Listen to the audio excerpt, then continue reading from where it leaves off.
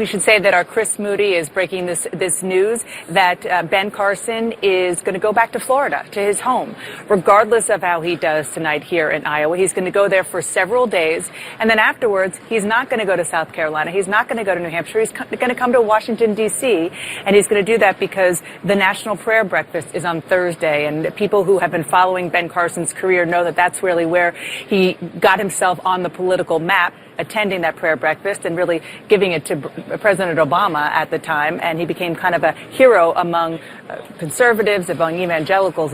All right, ladies and gentlemen, joining us now on Malzberg's Media Madness, Tim Graham, Director of Media Analysis at the Media Research Center, Executive Editor of Newsbusters.org.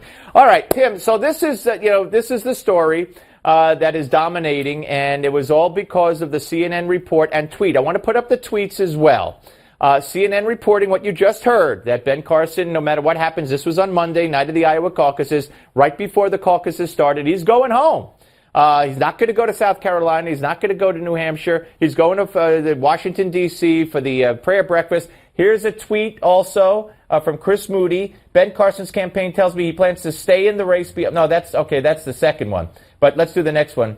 Carson won't go to New Hampshire, South Carolina, but instead will go home to Florida for some R&R. He'll be in D.C. Thursday for the National Prayer Breakfast. So, and then, of course, later they did the first tweet that we showed there that they tell me he plans to stay in the race.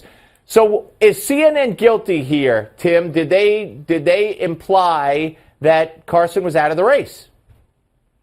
I don't think, based on the text of those tweets, that you would say they directly signaled he was out of the race.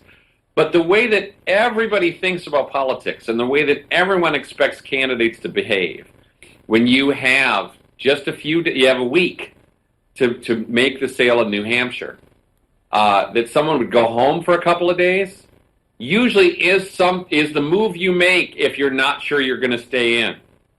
And so people took the tweet, interpreted the tweet.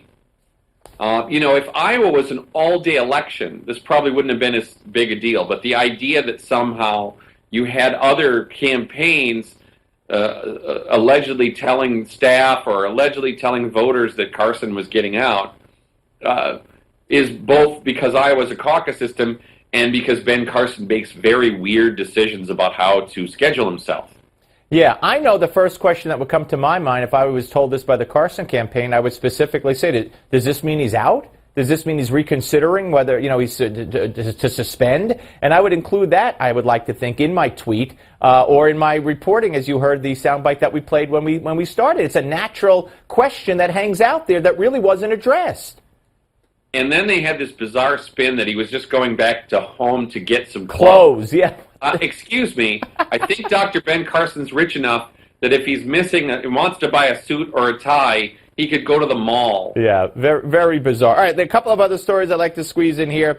Melissa Harris Perry was in Iowa with her students. God help us, she has students. And apparently a guy approached her and said, how come you work for MSNBC? How'd you get a press pass from MSNBC? And she immediately thought she was going to be raped or attacked.